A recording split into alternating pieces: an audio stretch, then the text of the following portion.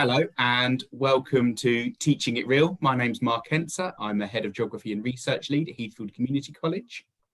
And I'm Zoe Enser, and I'm currently working as an English advisor for the education people across Kent. But prior to that, I was in schools for 20 years, teaching English and leading English teams. We're joined today by Freya Odell, who we were really delighted that Freya was able to do a case study for our book, Generative Learning in Action. And Freya is currently the head of English at an international school in Rome. And in her case study, she explores one of the strategies that have been identified as particularly powerful in terms of learning. And what we really wanted to do was to get those people who had done those case studies and were actually working with this in their classrooms to come along and talk about generative learning in action.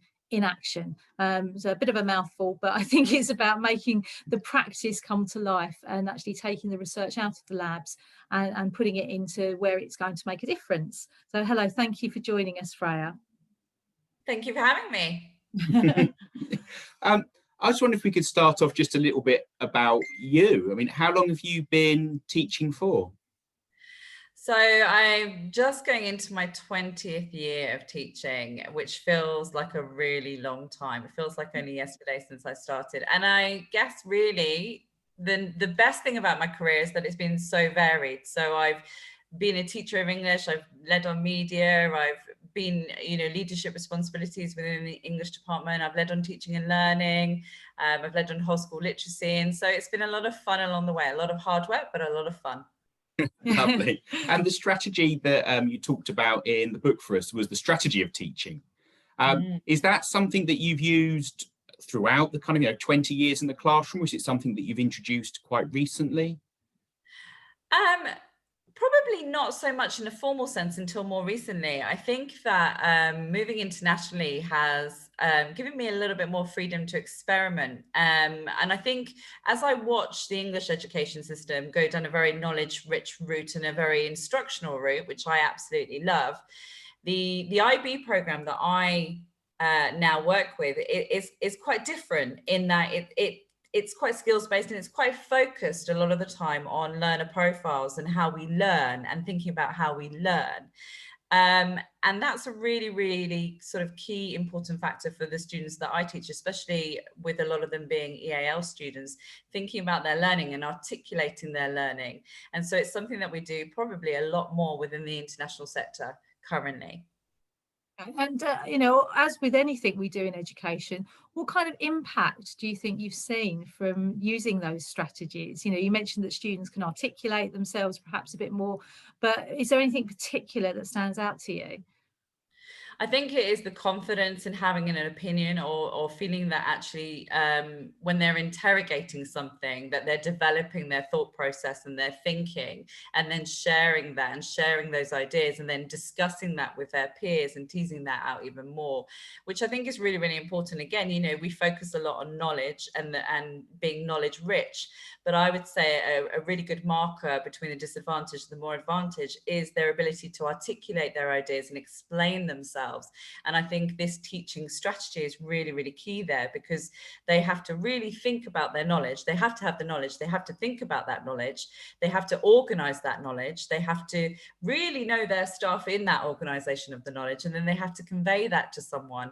And that's quite a high level skill for them to be able to do. But it really then consolidates their learning and their thinking with regard to a particular topic area.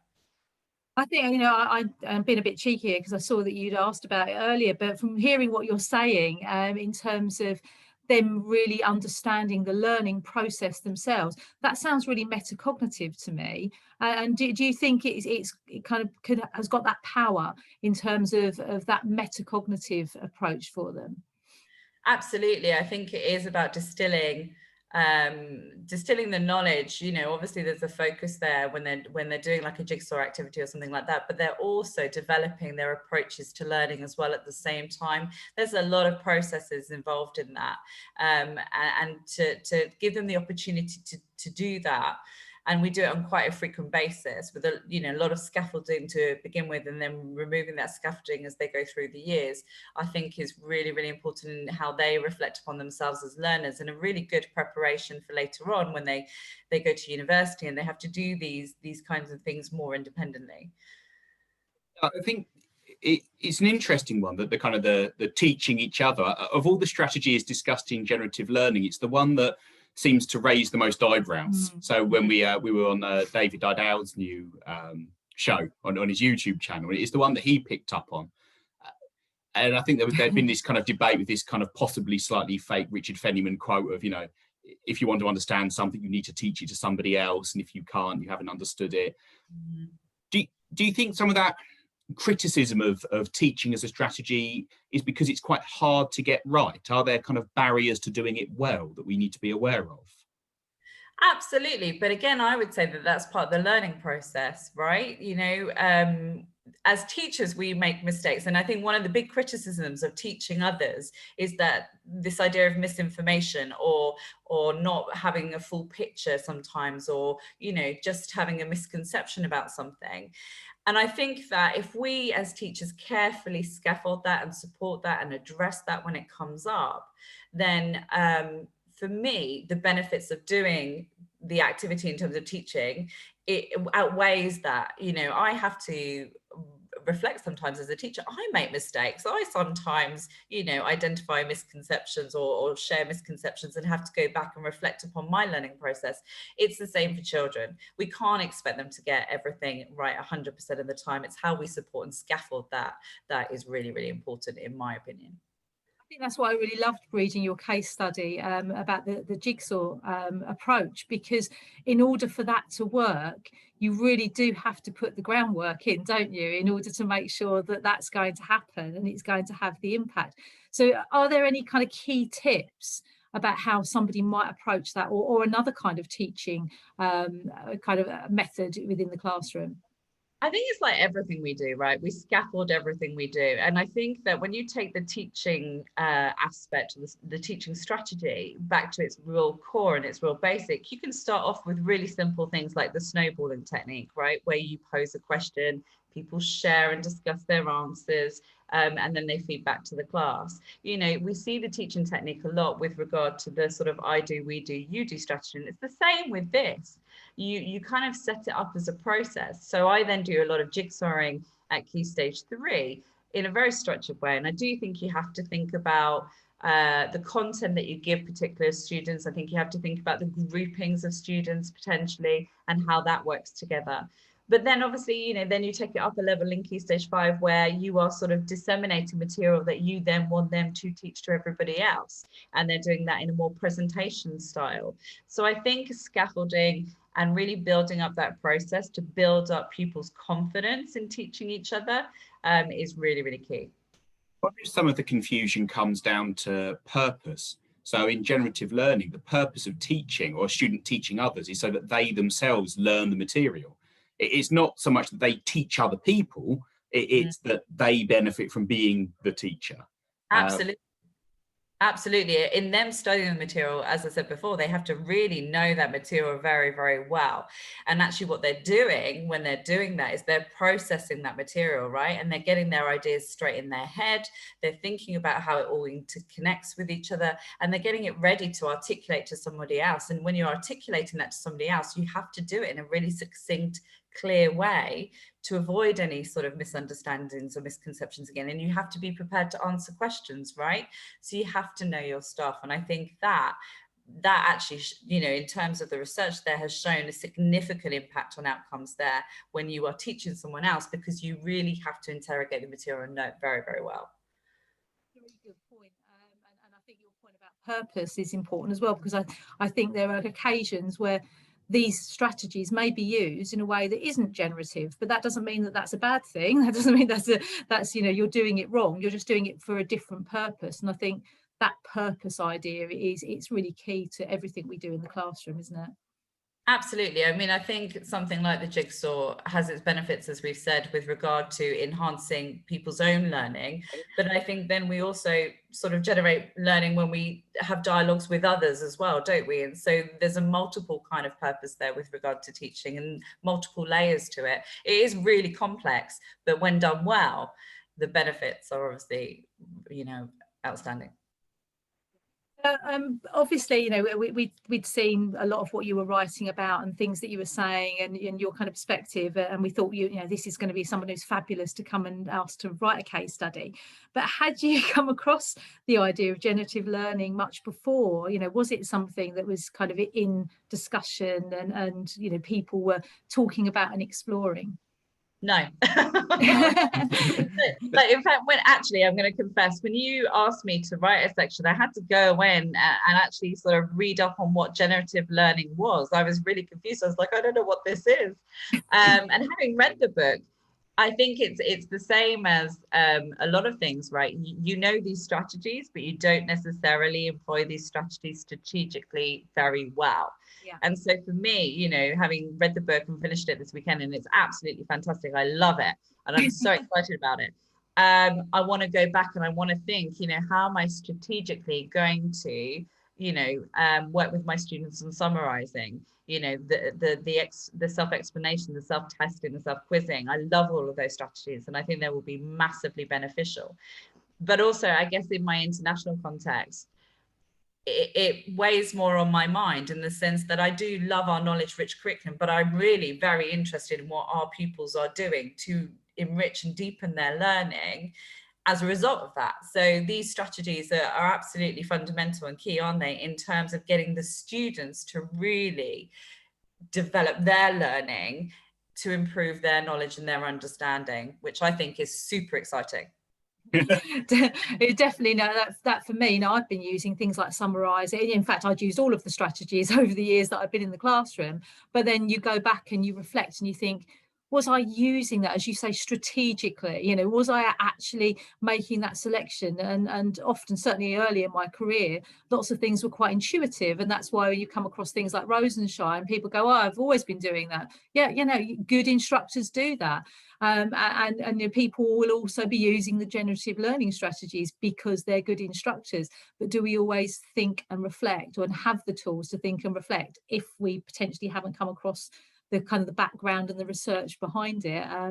And I think that's really interesting to kind of unpick what is that kind of good practice that's making the difference with the learning.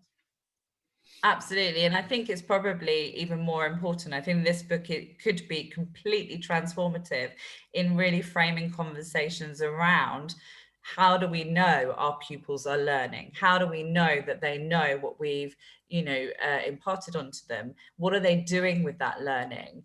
And how is that benefiting them? Which is why I like seeing the jigsaw in action, because you get to step back and you get to observe your pupils teaching other pupils, and you can see the learning that they've acquired, and you can see how well they articulate it. And then, of course, when you need to, you can question and probe to deepen that learning further. And that's what's so exciting. I think them taking responsibility for their own learning with your guidance and your scaffolding is key. I just wonder if we could just ask a little bit about your experiences teaching in an international school, because we don't often get to meet teachers from these far-flung corners of the world. We just get to see the beautiful pictures of the location. Yeah, you feel very jealous. It was beautiful today. It's been raining all day today. So. Oh, it's lovely and sunny in England. Back. Beyond the weather, though, are there a lot of differences that you do notice between our kind of education systems and the way that the classroom works? Is it different teaching in Italy to teaching in a classroom in England, or are there more in common than there are differences? Oh, I think that's a great question. I think there's a lot in common. I think I could talk about the obvious benefits with regard to class sizes and all of that kind of stuff, but I won't. I think for me, I think two things really, really strike me. The first is actually this focus on learning and, you know, what it means to be a good learner. you know, and that really comes through from the IB, whereas I didn't do a lot of that. I didn't have a lot of those conversations in the UK. You know, we were going down that knowledge route, which I think is a great route to go down, but here there's a lot more focus on the application of knowledge and how we know our pupils are learning and how they reflect upon their learning. And it's something that I'm going to be researching actually for my C-Teach project, in terms of the learner profile and how that fits in with the learner portfolio as a reflection tool. And I find that really, really exciting and really, really interesting. I think the second thing is an obvious thing in terms of EAL and high numbers of EAL, and just the for me as an English teacher, probably the greater importance of good quality language teaching and language instruction, and how we do that. How about in terms of teacher agency and freedom? Do you feel that as a teacher, where you are, you get more free, or not even necessarily you yourself, but in general, and you talk kind of in the international scene, is there more freedom in the classroom or less, or does it not make a difference where you are in the world in your experience? I've had some really interesting discussions about this in the past week. We have total autonomy, pretty much. Wow. Yeah, total autonomy. So it's quite hard in some respects, because I've come from quite a controlled environment, and I can say that because I was the head of department, so I was the controlled right? To an environment where it's like, you know, teach what you want. And so where I'm at currently, in slipping into this head of department role for a temporary period of time, is kind of getting the balance right between that sort of, you know, the middle ground really. And I think that's the nice thing about international education, in that sometimes, especially on Twitter, you see a lot of dichotomies, right? You know, knowledge versus skills, traditional versus to all these fights, right? The international sector gives you the freedom to explore where you sit with that. And I think I'm probably very middle ground now, in the sense that I see the benefits of both, and I can play around with both, and I can take the best from everything. So we have a lot of autonomy, maybe a little bit too much in my opinion. So I'm trying to rein that back in a little bit, but not too much. I wonder if it's the mode of assessment as well, because obviously the IB and the approach there does give you a lot more freedom than perhaps some of our assessment strategies in the UK.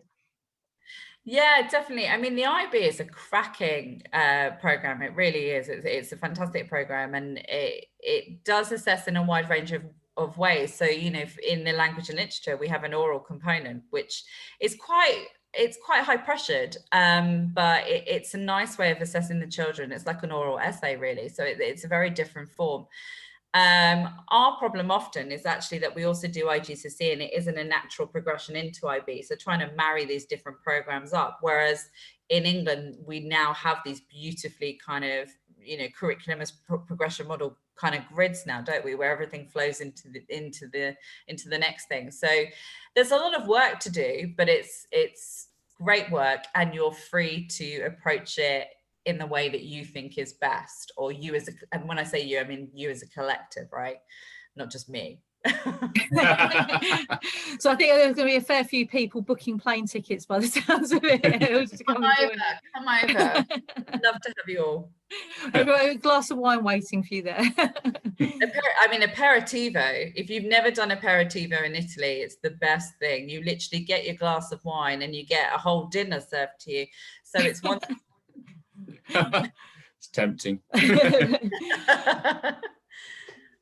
Thank you ever so much for joining us, and yeah, it's brilliant just kind of seeing these things come to life, and as I say, you know, actually knowing what people are going to be doing in the classroom, and the fact that you're going to be taking this further as well. I mean, we need to catch up again sometime soon. We'd love that, and thank you so much for writing it, because I do think it gives us that alternative. You know, it makes us think a little bit harder about what we're doing in the classroom, or what the kids are doing in the classroom. Excellent. All right. Thank you so much. Bye. Bye.